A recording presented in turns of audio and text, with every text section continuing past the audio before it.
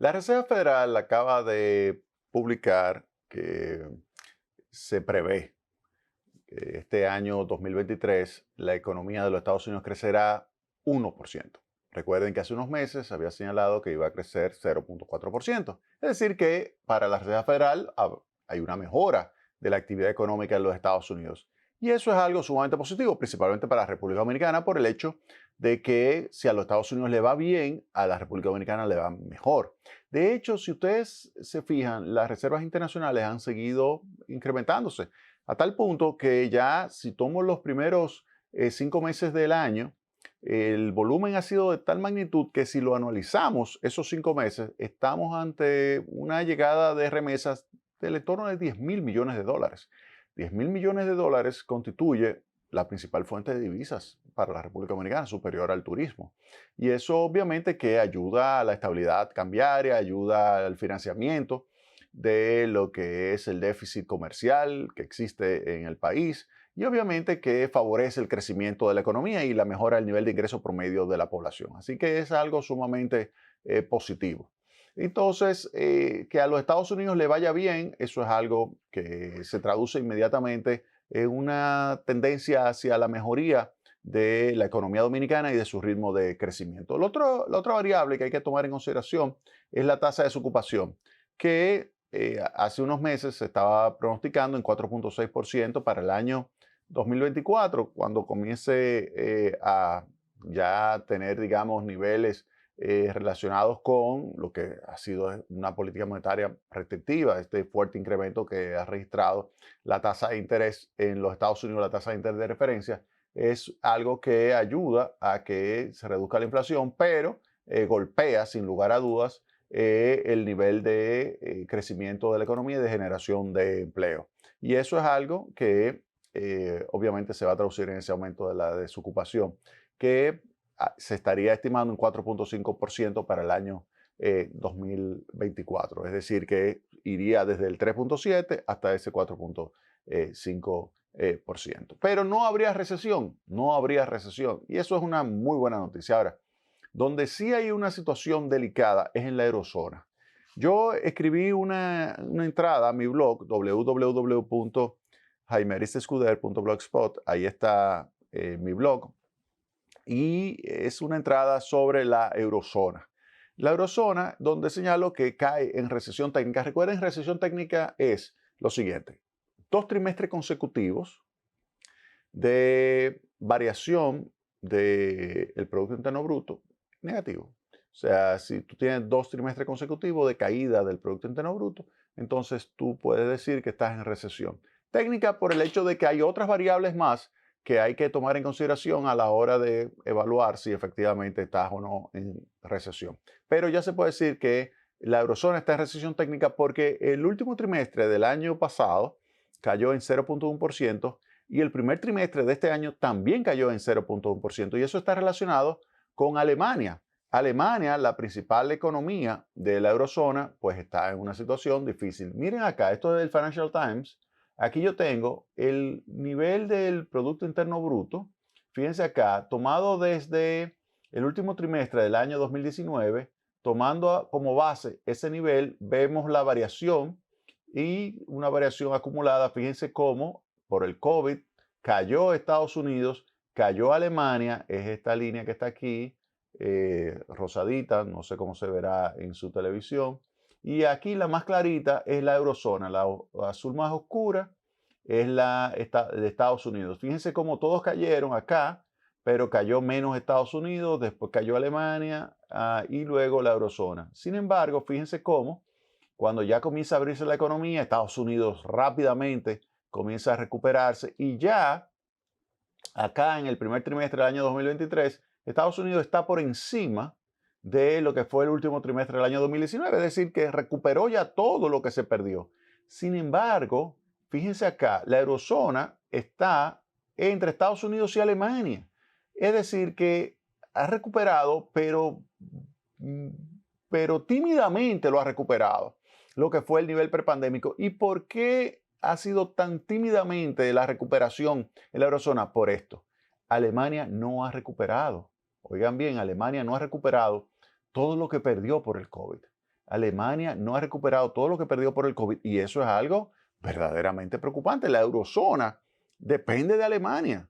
Obviamente, también está Francia, está Italia, está España, son economías grandes, fuertes, pero Alemania, es la principal economía de la eurozona y es la que, si hay un boom, pues el ala a toda la eurozona, pero si está en una situación de recesión, como efectivamente Alemania está en recesión, tiende a dar hacia abajo al resto de la eurozona.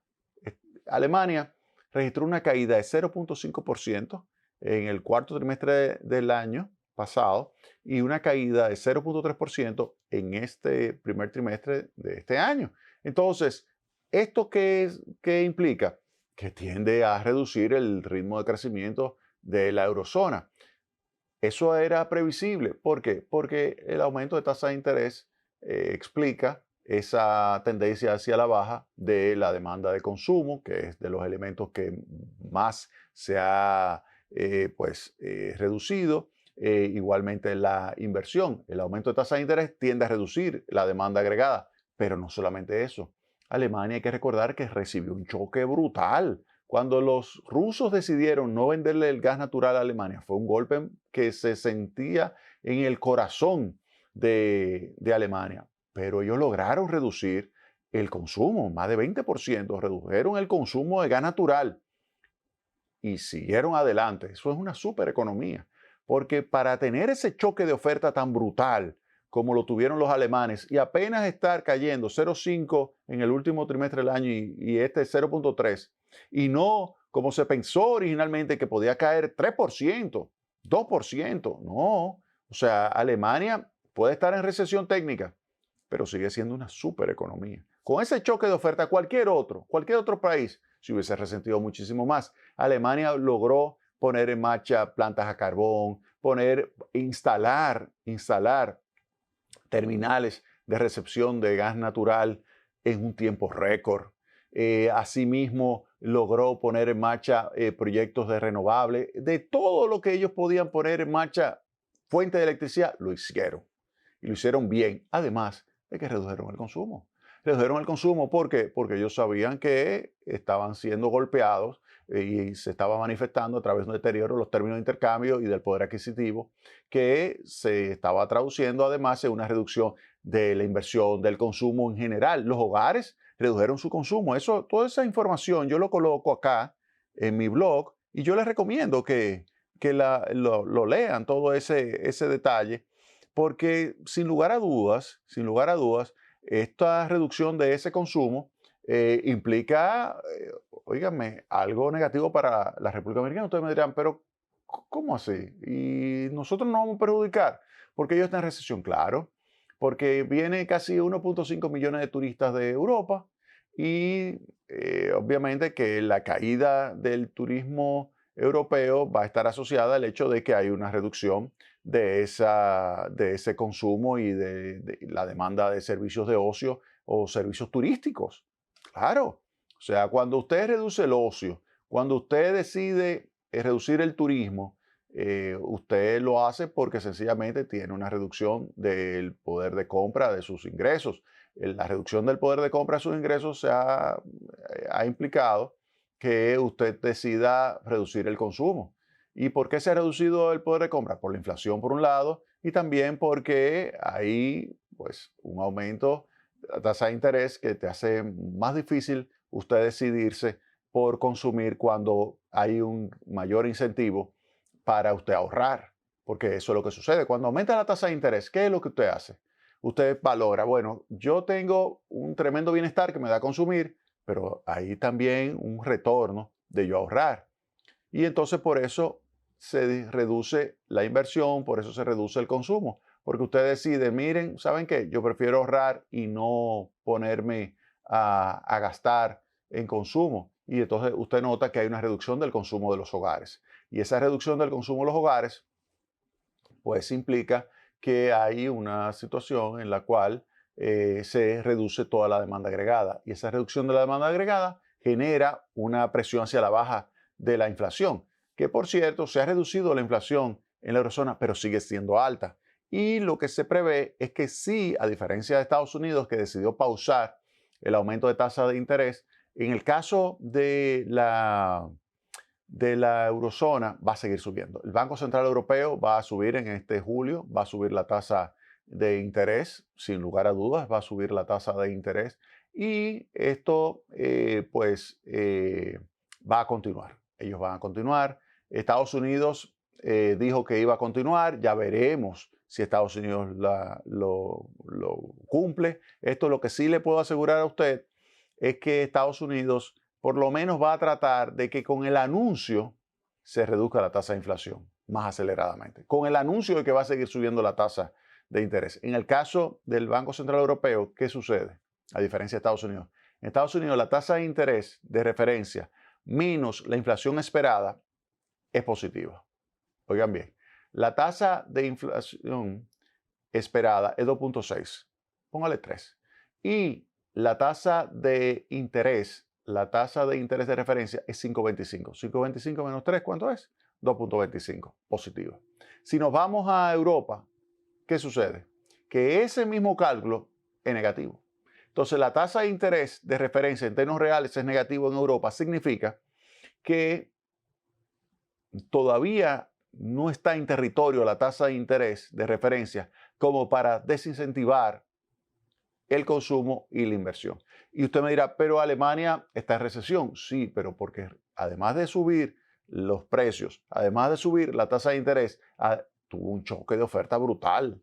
Choque de oferta brutal que es lógico que tienda a reducir su nivel de consumo, su nivel de inversión, en general la demanda agregada y se desacelere el crecimiento. Y que Europa también esté en recesión. Y ahí está. Ahí se ven estas tres gráficas. Estados Unidos de la de arriba, cómo se ha recuperado totalmente de la pandemia, su Producto Interno Bruto. La eurozona se ha tímidamente recuperado, pero Alemania no. Alemania no se ha recuperado y eso fue producto no solamente de la inflación y del aumento de la tasa de interés, sino también del choque de oferta brutal por el lado de los combustibles que sufrió Alemania, que tiene rezagos. Usted me dirá, pero eso no se vio. No, es que tiene rezagos. Todo tiene rezagos, todo tipo de choque, perturbaciones. Tiene un rezago, tiene un efecto inmediato, lógico, pero después tiene un rezago. Vamos a la pausa y retornamos en breve con Tecnopol.